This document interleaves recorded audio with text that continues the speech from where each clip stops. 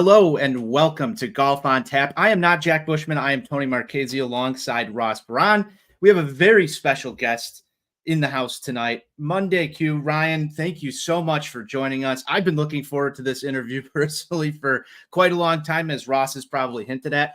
But Ryan, thank you, man, for joining us. How are you doing tonight? Good. Hey, guys. Thanks for having me on. I appreciate you asking and happy to be here. Awesome. Ross, I'll turn it to you. It's been a little while since I've been on the mic with you. How are you holding up over there, Ross? I know you're a busy man out there in the Northeast. Yeah, we're busy. I haven't gotten on the course in a couple weeks, which is a little bit depressing. But me and Emily closed on our house on Friday, so we're in the middle of packing. This whole background is gonna change over the next couple weeks as we finally get into the forever home. But it's busy. We're working, but it's exciting at the same time. So glad to hear it. Glad to hear it. Well, I know Jack might join us somewhere along the fourth hole. He said he was running a little late. We'll see if he makes it here. But let's get right into this. Ryan, obviously, I know who you are. I know Ross knows who you are. But for our listeners who don't or may not have heard of you, I don't know if that's even possible if you're in the golf world and you haven't heard of Monday Q. But why don't you give a little background of where people can find you and what it is that you're doing in the golf space? Yeah. I started a Twitter account a little over 7 years ago. No thoughts of it ever being a thing, and somehow it's become a thing. I cover the minor leagues of golf, basically. I've ventured into some other things, but for the most part, I cover the bottom half of the PGA Tour and beyond. A lot of what you don't see on TV. Monday qualifiers is a huge thing that I cover, but I've honestly gotten, that's still a huge part of what I do, not trying to get away from it, but I'm telling more deeper stories about guys and girls chasing the top tours in the world. So I just like to know, Ryan, where did like this love of golf start that even developed this idea for you getting into doing like the nitty gritty work? Like you said, covering the minor leagues, you're covering the Monday qualifiers and like basically the last ditch effort for guys to get into the field that week and keep the dream alive. But where did the dream even start, like for you and like the general love of the game of golf? Yeah. So, it honestly started, Ross and Tony, when my TV blew up when I was a kid. So I was 6 years old and our TV started on fire. We were watching the Stanley Cup finals and my parents were not against TV or anything. They watched it like a normal family back in those days. And, they were like, "Oh, we'll get one, we'll get it fixed next week.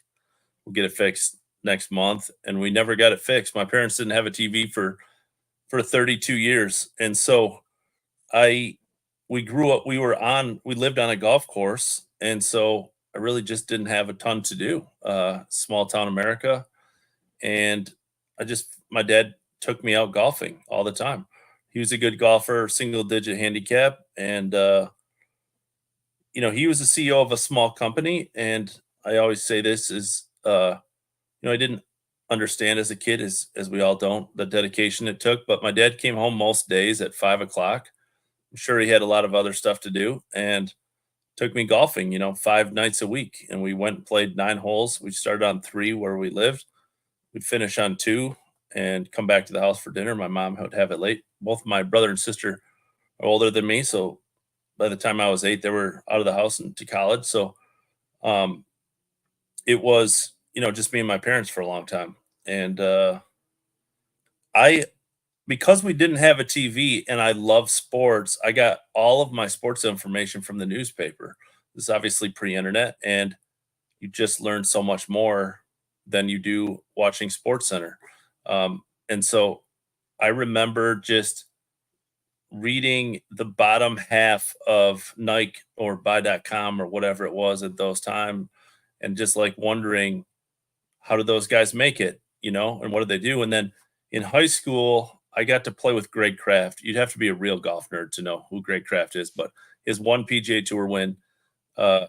He has some family in Alpena where I live and grew up, and he just talked, and we played a couple holes with him, and he just talked about like how it wasn't as glamorous as people think, and looking back, it was obviously far less money now, even without inflation. It was a different world. It was before Tiger and before big TV contracts. And so if you finished at 125th on the PGA Tour, you were like grinding to make bills. That's obviously not the case anymore, but you were really grinding. And so yeah, that was it. I remember getting Golf Week and looking at mini tour. So I've just always been a golf nerd. So I mean, you talk about Greg Kraft. I don't know if he's ever going to be anything to our Homospethians' favorite Paul Barjan. Little shout out there for our boy. But at what point, kind of when you started this Twitter account and kind of did the deep dive into the mini tours, at what point for you did it kind of turn around and be like, oh, this is some people like, this is something people like this, follow this? Yeah. So to give people, and I'm sorry for the people who have heard this a million times, but when I started it, my son had brain surgery. So our son had brain surgery, and I was running a group of restaurants. I left my job to kind of take care of him, thinking I would be back to work in 6 weeks. And I've never gone back to work. So I didn't think for a million years this would be a thing at all.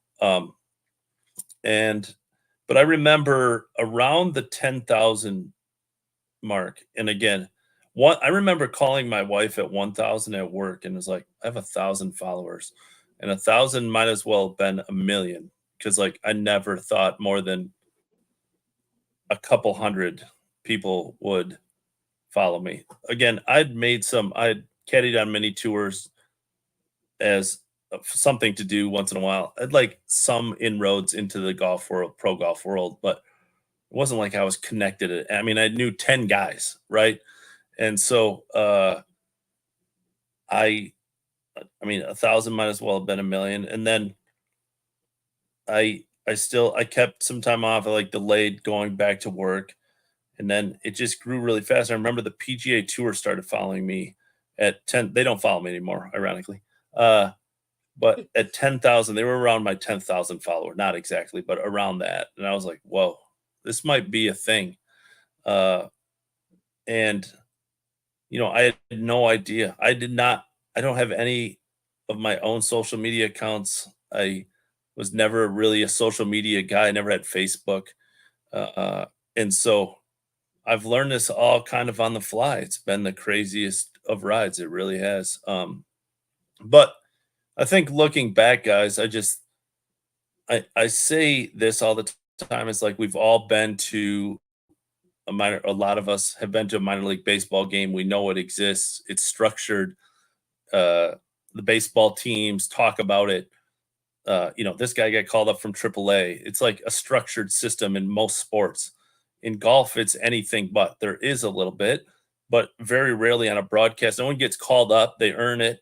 No one's replacing anyone. So there's never really any talk of the bottom half of the tour, right? Like in baseball, the guy who just called up might very well be at the most important at bat in the World Series if the numbers fall right. That just doesn't happen in golf. You earn your way, and then if you're in the lead, then they talk about your journey. Before that, you're just a cog in the wheel, and no one really talks about you and how you got there and all of those things. So it was just, again, I wish I was smart enough to know that this was going to be a thing. I wasn't, but looking back, it's just a side of golf that is not covered. No one, I mean, literally, I'm the only person who does it full time. And so I think I filled a gap that I didn't know existed. And I didn't realize that there was such a appetite for it. Well, he made it here before the fourth hole. We've got Jack in the house. Welcome, Jack. You're in. I tried to do my best. What'd you shoot? And, yeah.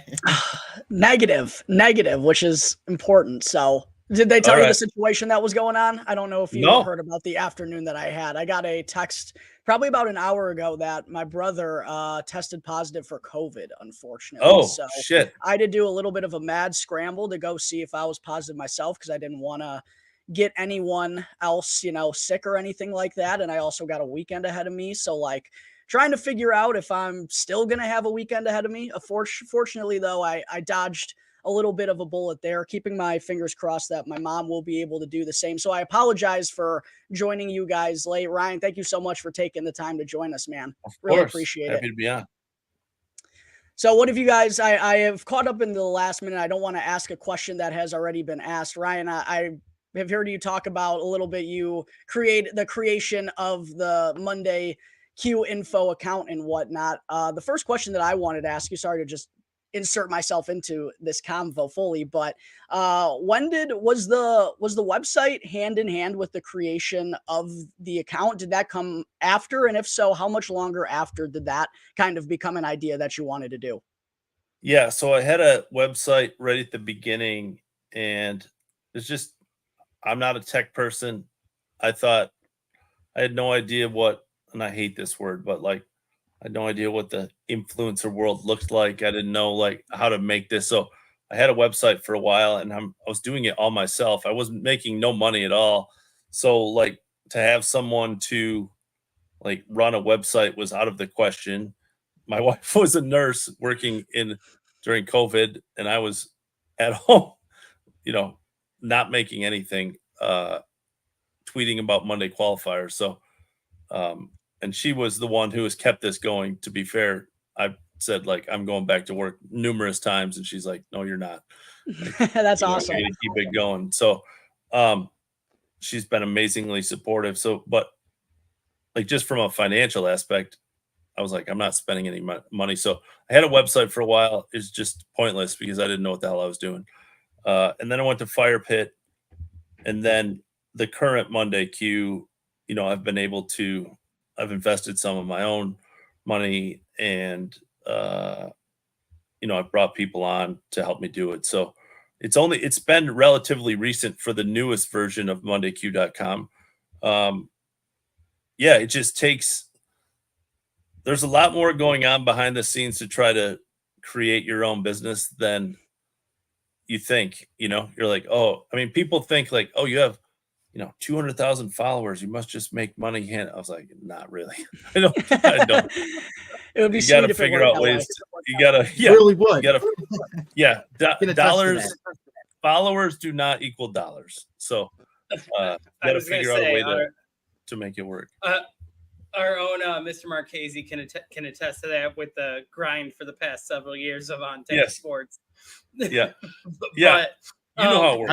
I'm sure after the podcast we could talk for hours about running a website and all of the Yeah. pitfalls that come along with a website, and it's 100%. not as easy as people think it is. Yes. So correct. I give you a lot of credit for getting that thing off the ground and maneuvering it in such a way that the site looks good. Site looks great. Thank you. Thank you to Tyler who does it all for me. Thank you, Tyler. So Ryan, I did have a question. I know you mentioned caddying like on the mini tours and stuff in the past. I just want to know, was that like a spur of the moment thing that kind of came for you where you were just like, I think this is something I could do? How did that whole journey and this big journey for you, but how did that little like side journey even start? Yeah, I mean, if it wasn't for those trips, Ross, I wouldn't be here for sure. It was, my dad was a golfer. And then I was running a group of restaurants, and I just said, again, we knew about it. My dad was a sports nut too. So the first one was the Canadian tour. And yeah, it was planned. We didn't know what the hell we were doing. But so I called the Caddy Master, at this time, I don't even remember what year it was. This is super early. But I called the Caddy Master. They were looking for volunteer caddies on their website. And so I called, and they were like, we're going to have a seminar the night before or a week before. Cause like no one's coming from Michigan. This was in Canada, right? Like no idiot is coming from Michigan to caddy on the Canadian tour. And this is before it was associated with the PGA Tour. a very nice mini tour. And I was like, yeah, I'm not going to come a week early. And he said, well, do you know anything about golf? And I was like, well, yeah, I played college golf. My dad's a single digit. And he's like, got so excited. And then we realized like the mini tour world was like either retired folks who wanted to carry clubs or high school kids, right? And so we would get there and they weren't excited that we could read putts because they didn't, until I knew some guys, they didn't ask me that, right? They were just happy to like that I was dressed properly and knew where to stand why they hit the ball. And so, yeah, it was planned. And then we enjoyed it so much. We didn't know, like, we were like, well, we'll do this every year until we got there. And we enjoyed it so much. And then I always talk about the first year. Every time I talk about this, I think I'm going to figure out what that guy's name was as soon as I get off. And I always forget.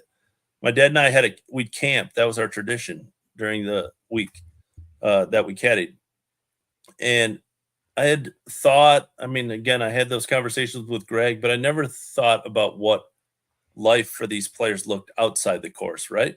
I knew how good they were in relative terms, but I didn't think like, what's their life like? How do they make it financially? And I remember going into the public restroom at the campground the first morning we were there for the opening round, and there was a player in there. And obviously I knew enough to like, oh, the guy's got logos on his shirt and whatever.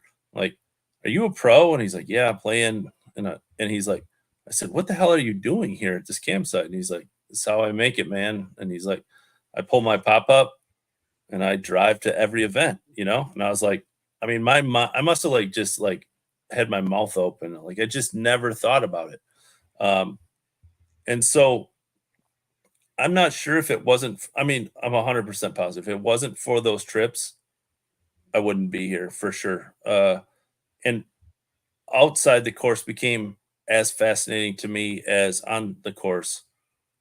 We all know, and if you follow the account, like, I mean, I just talked about my business partner, Mark Baldwin, just shot 3 rounds of 66 at a mini tour event, made 1 bogey in 54 holes, shot 1800, finished T7. And I just talked to him before I got on here. He beat, there was 125 people in the field. He finished T7. He made $2,600 and the entry fee was $1,300. So if he wasn't staying at home, he would have lost money at the field. The event happened to be close to home, so he could drive.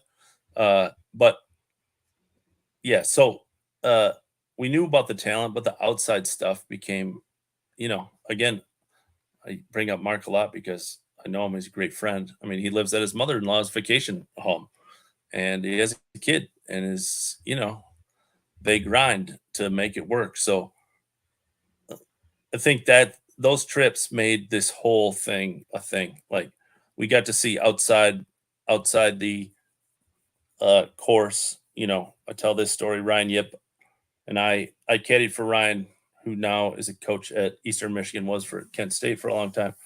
And I caddied for him a couple of years. He won an event with me on the bag, and I was naive. A couple of things. One, I tried to take the flag, and they told me that I was crazy, and like that's not how it works on mini tours. And then I was like, "Well, Ryan, where are we going to go celebrate?" And he's like, "Celebrate?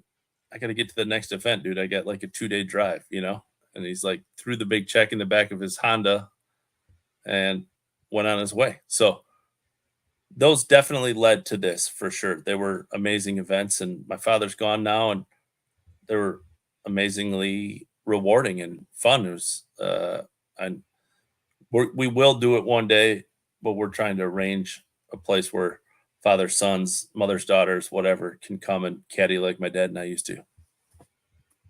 I definitely wanted to ask about the relationship that you have with Mark, because he's someone who I just stumbled upon actually when he was playing in the Good Classic, I believe it was maybe a year or two now. And there were a bunch of people in the comment section who were familiar with his story about how he'd been grinding on the mini tours for years and years and years. And we're happy to see him play well there. I was just curious kind of how you first met Mark and how you kind of built the relationship that you do have now. Yeah, it was through Twitter. It was a long, long time ago, probably a year in. So like 6 years in, Mark was on the Corn Ferry Tour. He had Corn Ferry status for a couple of years, and he was coming to Chicago where I lived at the time. He asked if I wanted to caddy, and Chicago Golf Tour, which is an amateur tour, like came on his bag for the week, and like I think they paid him $500 or something like that. It's very generous. Like there's no guys making, and we just became really good friends, and he's a great human and a great friend, now my business partner. And he's played, I think we say this all the time on the show we did with Fire Pit, he lists them all at the beginning, but I think it's at least one event on 16 OWGR events. Like he's played very literally everywhere. Australia, China, Latin America, Canada. He's played one European tour event, challenge tour, Japan tour. I mean, he played the Korean tour for a couple of years, played one Asian tour, a tour that doesn't even exist anymore. So he's played kind of everywhere. He's played 5 PGA Tour events, and he always, because we're friends and I've caddied for him in PGA Tour events and those kind of things, he's kind of the epitome of what I talk about. He's good enough to play on the PGA Tour. He's been in the top 20 heading into the final round in his last 2 PGA Tour events, but getting through Q school and getting status is nearly impossible. And so, you know, he's still good enough to play out there. Will he ever make it? You don't know. The odds are against everyone out there. So, he's just become a great friend, and he's open enough to write and video about his life, good and bad. Yeah, I love that he's willing to take us in and show us kind of the insight. And it's not always glamorous. People probably have that perception about professional golf when they don't watch it on a day-to-day basis. And you just see these guys on TV. You see the year that Scotty Scheffler has, and you go, oh man, I want my kid to play golf growing up. But to get this kind of side of the story, and I heard you talking about this when I was first jumping on here about how you kind of found a niche market that you didn't even know was available or was even like a thing. That's what it feels like is really kind of resonated, is getting those inside details with all types of sports. Fans want those inside looks and those they want to feel like they can build almost a relationship through their television or through what they're reading with this person. And to see him kind of open up in those ways and just kind of continue on this grind, it's a beautiful thing that I love. That is what makes golf so unique, so special.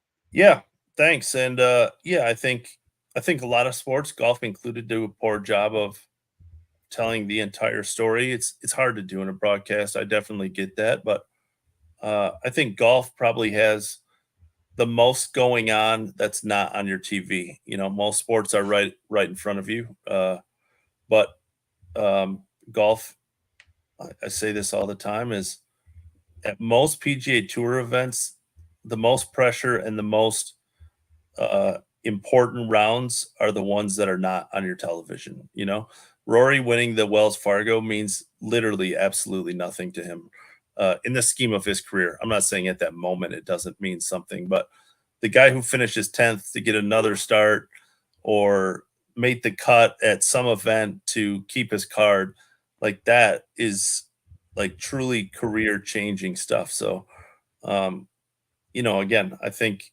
looking back, I've filled a niche that I didn't know existed. And talk about the broadcast all the time on this show in terms of what they do show and what they don't show. It feels like one thing, at least to me, that they've really missed out on kind of reciprocating to the fans is that cut line. Like on Friday afternoon, they should be having coverage of guys who are fighting to make it for the weekend because it matters and it is so crucial to their career and that next step that they can take. And it feels like that's never the focal point of anything unless it's a major and a notable player who it really doesn't mean all that much if they don't miss the cut in terms of their financial stability and their well-doing. I'm just curious kind of your thoughts, I guess, on the PGA Tour product as a whole for what they put out there. Are you as frustrated as kind of all the golf fans out there with the PGA Tour doing the same thing year in and year out and acting like it's the best thing since sliced bread? Yeah, the PGA Tour and I don't get along. I was waiting for this answer. The PGA Tour is, they've acted like they're a monopoly for a long time. unfortunately, they're still acting like it. They haven't changed much. They've invested a lot of money in players and not a lot of money in fans.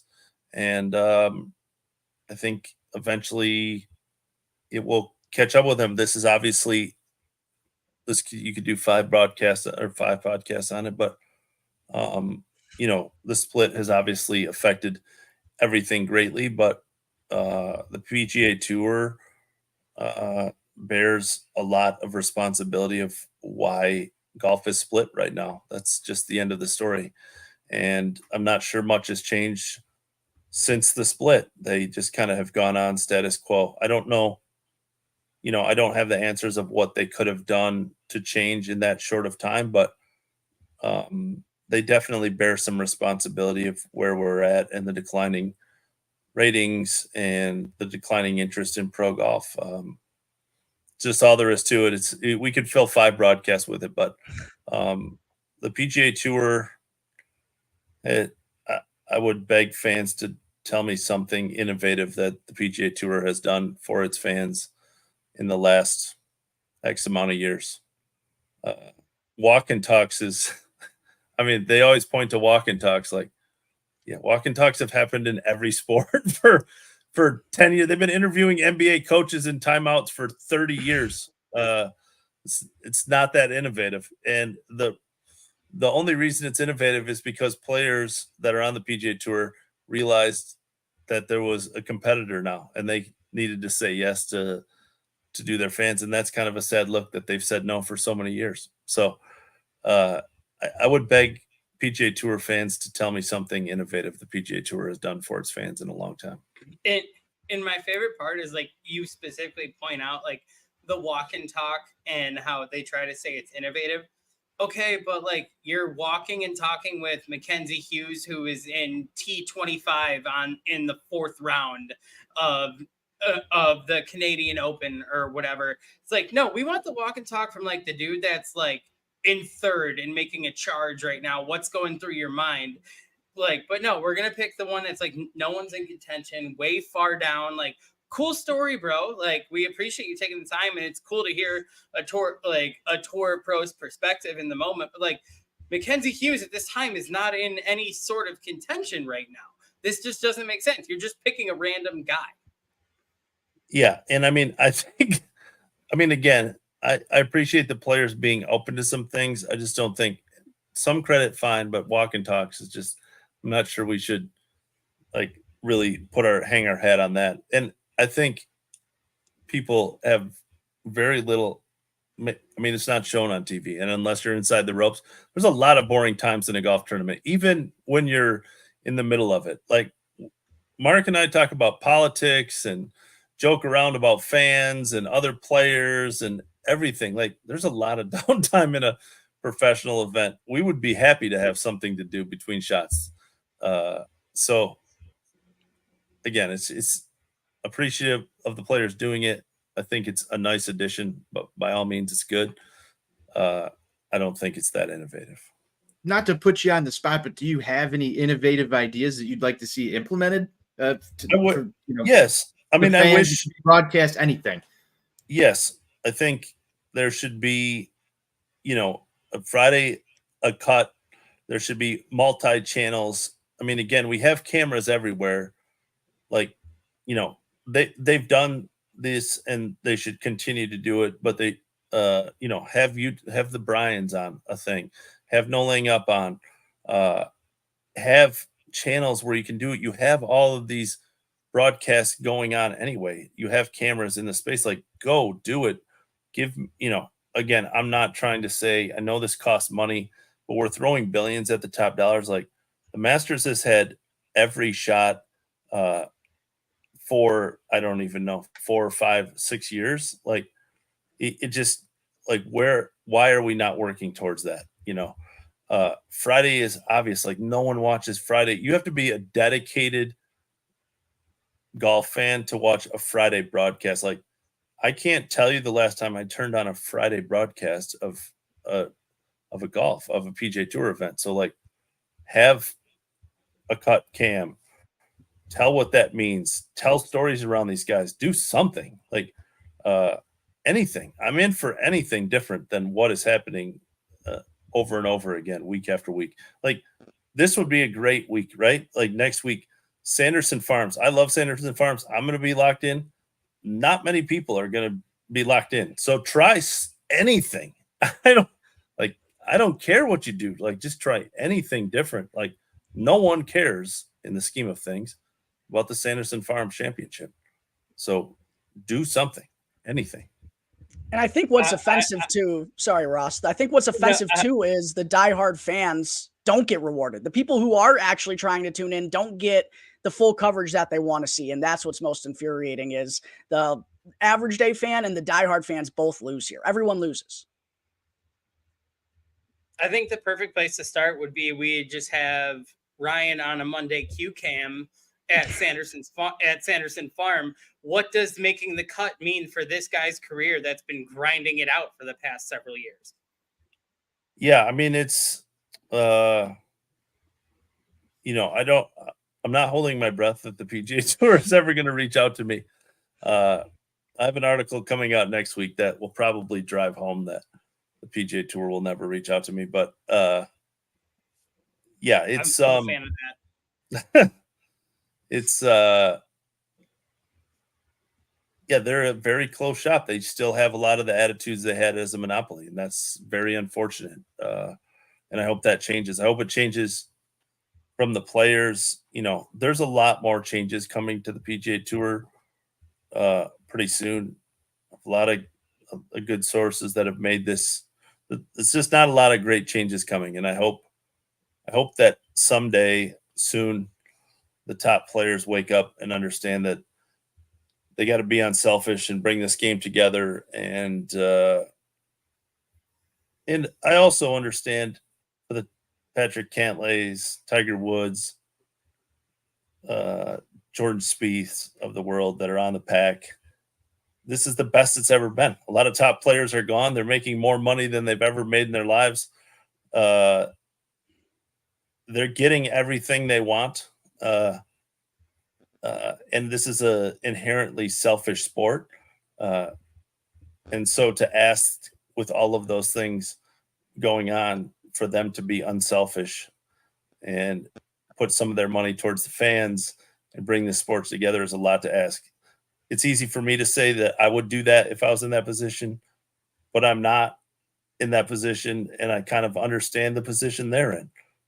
It's going to take 5 people who play an inherently selfish sport to be unselfish, to bring this game together, to have any innovation and this money go towards the fans instead of themselves when it's all been going towards them right now. So I don't hold my breath that we are in for major changes in the good of the game anytime soon. Would there be like an ideal resolution in your mind? I know you have said that you've heard some changes that you're not too happy about that could potentially be coming. Is there like an ideal kind of end to this that you've thought about, that because this has just been dragging on for so long, everyone's just wanting it to get done? Have you thought about a way that you would like to see it come together? Yeah, I mean, there was a deal in place from the people that I know that PGA Tour members were going to play some live events, and then live was going to have 8 spots in signature events here. And from the people I've talked to, the pack voted that down, right? And so I don't know if that's the ideal solution, guys, but it kind of just points back to the things I just talked about. Rumblings that they're asking for players to pay back money from live, and like, it's just not going to happen. It's just, I really have become pessimistic that these two sides are going to come together. I hope that's the case soon, but I don't hold a lot of, I mean, again, I think if live wants to continue on, so be it. But I think you just have to have, this is not ideal for me, obviously, but I think to bring it back together, Live takes the fall season, and Live players come back during the PGA Tour season, and that's how you operate. So we'll see. I don't hold my breath. I mean, I completely agree. I've kind of come to terms with it myself that the players broke off for this new rogue tour that offered them all this money to cause a disturbance. And guess what? It worked.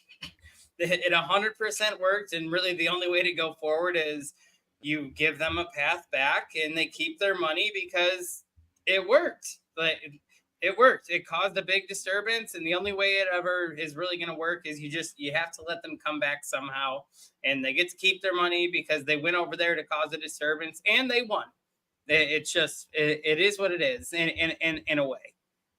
The only thing I'll add, Ross, is I'm not sure the PGA Tour has changed, and for the players that left, and again, money is a huge portion of this. I'm not trying to say that they're standing on the, like Phil and all of these guys are like standing on this moral high ground. They got paid a lot of money, and that's fine. And I don't begrudge them. We all have a price. If Liv came to me tomorrow and was like, "Hey Ryan, we'd like you to cover our qualifying for $5 million," I'd love to say I'm not taking it, but I'm 100% taking it. So like, it's easy for me to say that, but video rights and being employees and insurance for caddies and all these things haven't changed. Now players just push the limits, but they're breaking written rules. George Bryant goes Wesley Bryant goes in videos at PGA Tour events. He wouldn't even have thought about that prior to Live because they just would have suspended him because they own that in the scheme of things. So now he might have gotten permission. I don't know, but they surely wouldn't have given that permission pre-Live, right? But a lot of the rules that a lot of guys on PGA Tour, mainly Phil, were mad about when he left are still in place. So, you can't go play a televised event anywhere else without paying the PGA Tour. The match, all for charity. One of the main charities is the PGA Tour. They get a large chunk of those, even though they're not really associated with them. So I don't know if the core issues have been fixed. Now, what has been fixed is that players speak out about it. And, like this match happening, from what I've heard, the PGA Tour was against it. And Rory basically said, yeah, okay, great. What are you going to do? And they can't do anything. What are they going to do? Suspend Rory? So that has changed. I just don't know if the rules in the PGA Tour leadership hasn't changed. The rules really haven't changed.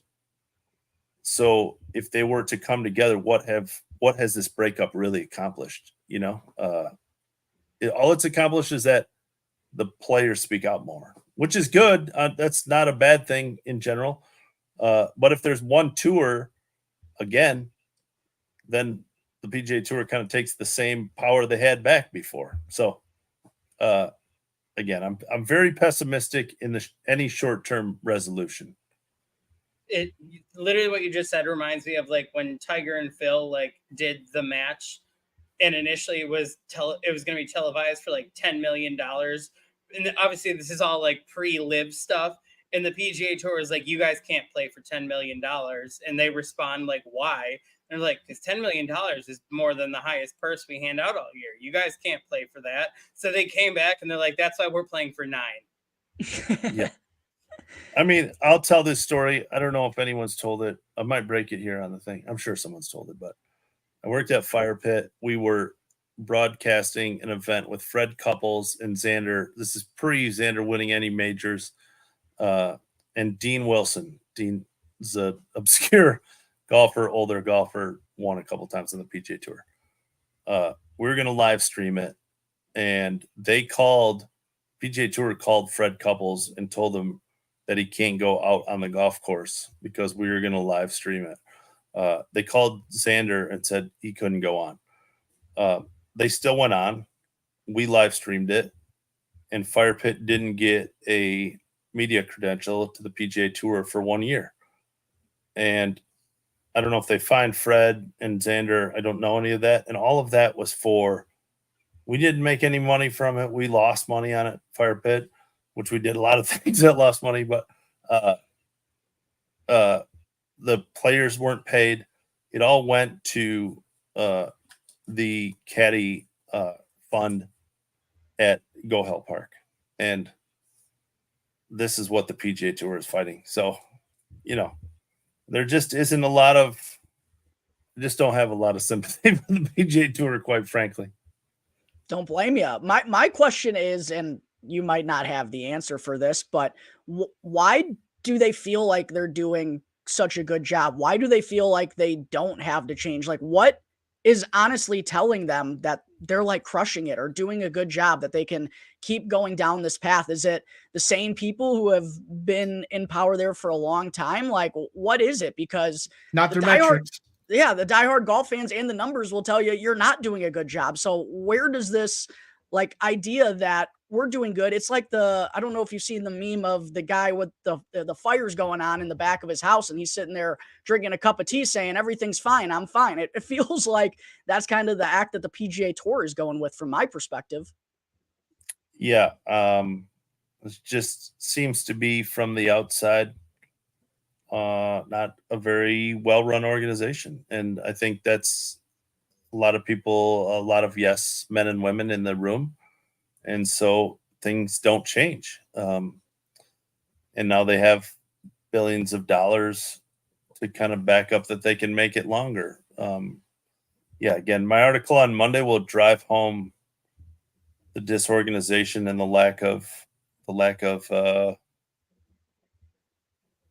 just leadership. I mean, they forgot to take taxes out of some checks for players, and now they're chasing these players for money. They have a sponsor in Grant Thornton. Like, it's $1 billion corporation, and no one thought about taking taxes out of a $500,000 advance they were giving to players. And then once they did that, instead of just eating their own mistake, they are chasing players who are now on the Korn Ferry Tour for those taxes. I mean, it's truly mind-boggling. It really is.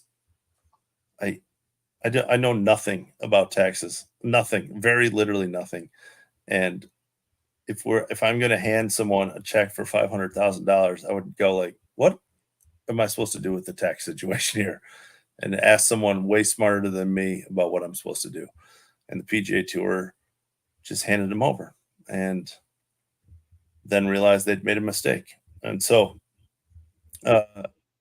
it's just kind of mind-boggling. I don't know the answer.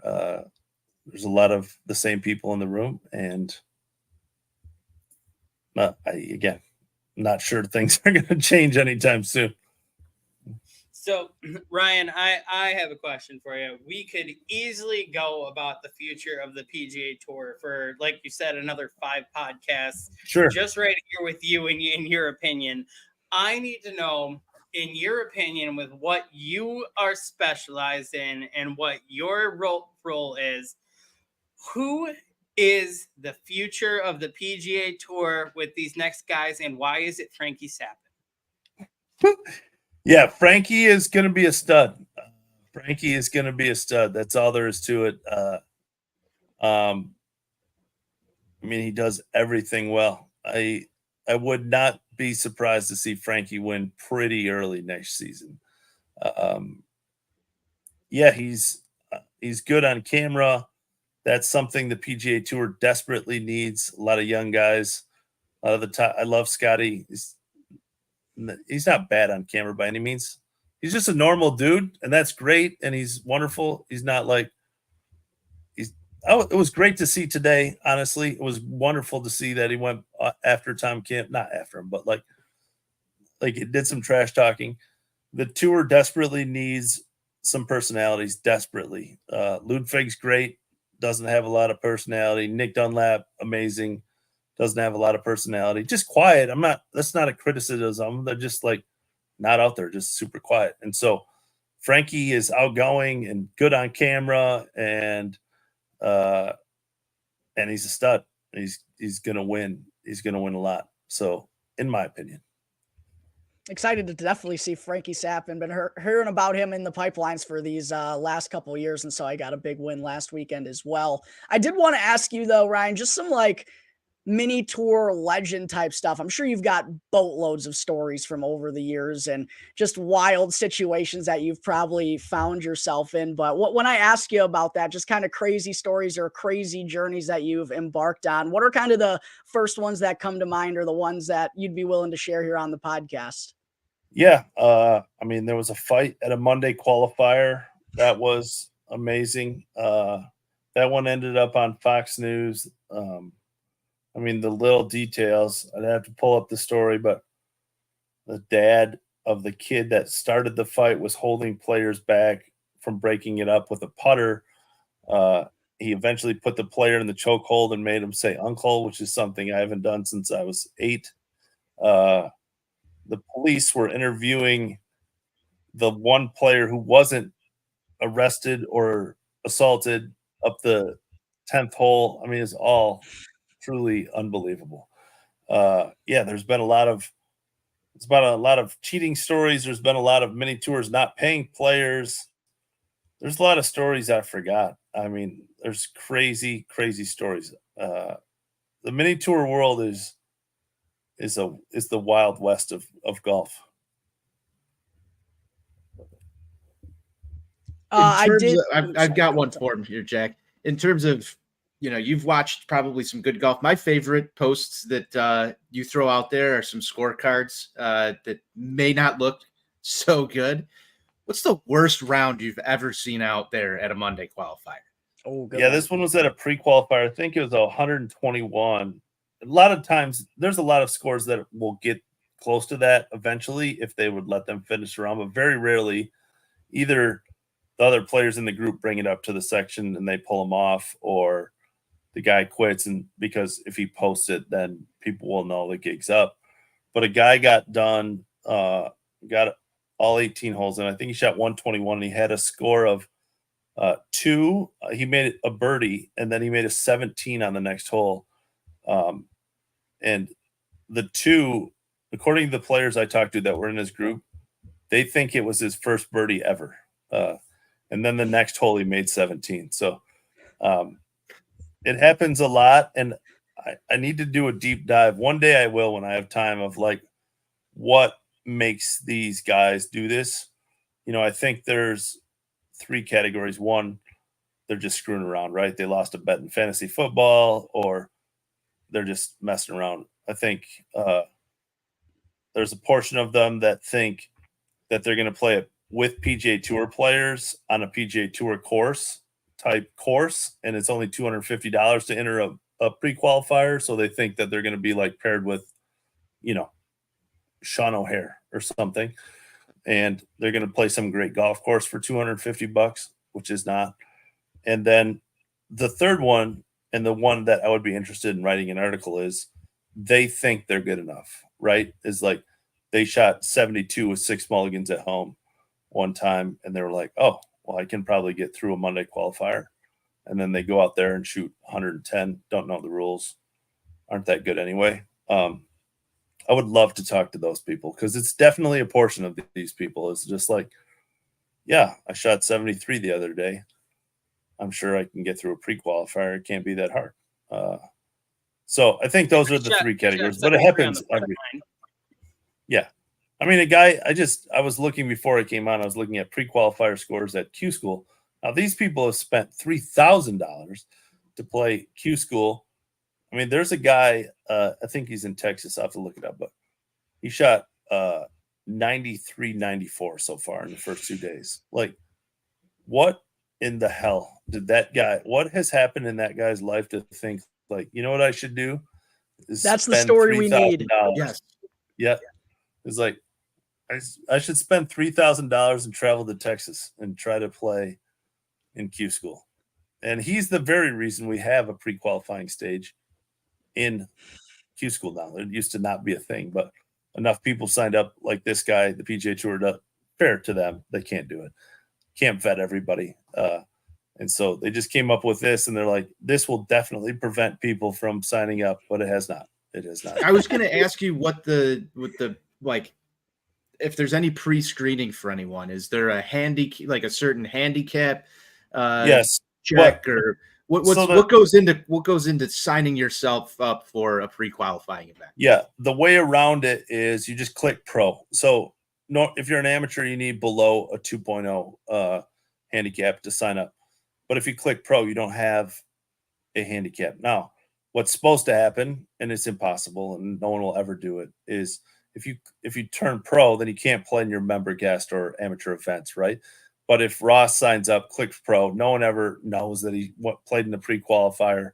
It's not like they're going to kick him out of his club championship, right?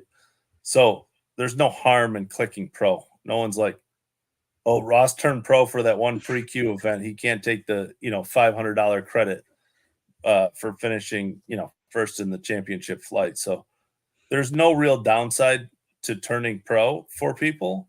So you just click pro, then there's no handicap required.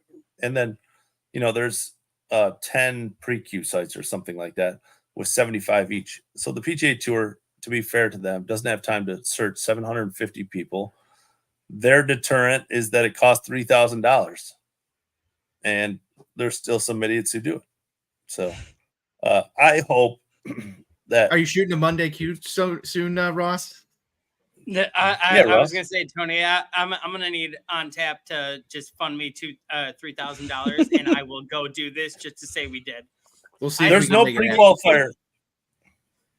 There's no pre-qualifier for a Corn Ferry Monday, Ross. So just play a Corn Ferry Monday. You can just fire it up. Which I will 1,000% do. My whole goal was going to be next spring to do the U.S. Adaptive Open qualifier and instead, but never mind. I'm just going to show up at a Corn Ferry qualifier and just say we did there. Yeah. But once you hit that pro button, Ross, I'm gonna make sure you can't play in your member guest championship. I'm gonna be watching it like that anyway, guys. I'm gonna go shoot. I'm gonna go shoot like a 101 and just say we did it. Just say we did it. You got to put pro in your X bio though. Yeah. Yeah. Pro golfer. Pro one-time KFT Monday Q trier. Yeah. On the flip side of that, though, I'm sure you've seen some spectacular rounds as well. What's like one round or a couple of rounds that like you remember seeing that just had your jaw dropping? I mean, let's see. Just a couple weeks ago, what event was it? It was in an Emerald Coast mini tour event. Zach Sucher, who played on the PGA Tour for a while, shot 59, 61, 64, I think, and lost by 2. The guy who beat him shot 58, 60, 62 or something like that.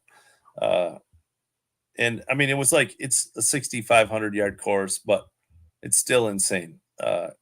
And yeah, I mean, I'll go back to this week. Mark shot 66, 66, 66 and finished T7 and 121st person on a 7,400 yard course with a 76 rating. So, it's there's so I say this all the time. It's about a half a stroke per round difference between the 50th player on the PGA Tour and the best player on a mini tour. You would not notice the difference if they were standing side by side on a range. You just wouldn't.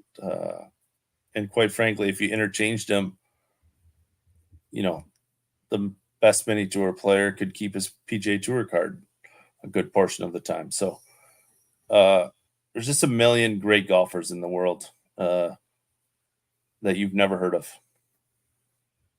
I think my favorite thing that you do is when you just have fun with the story and it'll be like, oh, this guy shot 61, 60, and 59.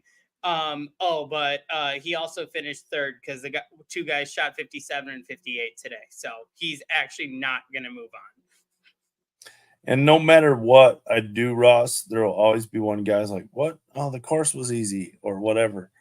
Like, today someone replied under Mark's like, well, the wind wasn't blowing. I was like, you shot a bunch of 366s when the wind wasn't blowing at your course, buddy. And that is true. The wind wasn't blowing. The weather was perfect. And pro golfers, soft greens, perfect weather, no matter the course, are going to take advantage of it. But to us common folk, that's ridiculous. It's not anything we'll ever know. And that's the point I try to drive home for the last 7 years is guys that you've never heard of who will never make it to the PGA Tour would come win your club championship by 20 strokes. Last So I question. guess Go ahead, Russ. Sorry, buddy. Go ahead, Jack. I was gonna say last question that I had for you, Ryan, is I'm curious, and I'm sure as you found as the page and as the account has only gotten bigger and bigger and bigger, that does come with some good perks, and I'm sure it also comes with headaches. What's kind of the best upside of the account being as big and as successful as it is, and what are kind of some of the frustrations that you didn't expect along the way as well? Yeah, I mean the advantage is this account has made my life better, my marriage better, my relationship with my kids better, because I get to wake up and do something I love every day. And so I was happy in the restaurant business. I have an amazing wife. We had a good marriage prior to this, but I'd be lying if I didn't say my marriage is better, my relationship with my kids better. And I mean, I get to wake up and do something I love. It's made me happier. The downside, I mean, the business side sucks. It's hard to make a living doing this, but I wouldn't change anything for it. It's fine. I have zero complaints. Dunning pays me to wear their clothes, and that blows my fucking mind, quite honestly. And so, yeah, the business side sucks. It's hard to learn. It's a lot to do on your own, but zero complaints about that. I mean, trolls, my account has grown, you get side of that. And, I've said it before. I posted this one, a guy goes through the trouble of sending me emails now. I must have blocked him. I don't know who it is. I don't really care. But like my wife said, it's okay that it bothers you? And I said, it bothers me that I'm not bothered because it happens so often. Not just email. I'm just saying like trolling accounts and people telling you're an idiot or you don't know what you're talking about or whatever happens so often that you get used to it. And I get it 1/10 of what, like no laying up. I don't know how Tron does it. Like Tron plays, he needles people. He like pushes people. I don't know how he does it. Like I could not get on and look at my mentions and be called a moron, all the time. I just don't get it. I don't know how he does it. I love Tron and he's been very great to me. I assume he just turns off his mentions because sometimes he just like does it to poke people and like they go off on that guy. And I was just like, I don't know how they do it. Females who put themselves out there. I mean, I just don't know how these people do it. Again, I'd love to say that negative comments don't bother me. They don't as much as they used to, but it sucks being told you're a piece of shit sometimes.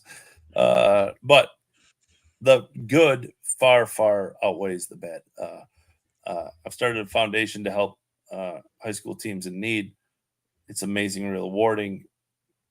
There's no real complaints. I get to wake up and tweet about golf and quite frankly, make my own hours within reason. And I work all the time, but it's doing stuff I love. Like this right now, I would do this kind of stuff, talk about golf, even if it wasn't my job.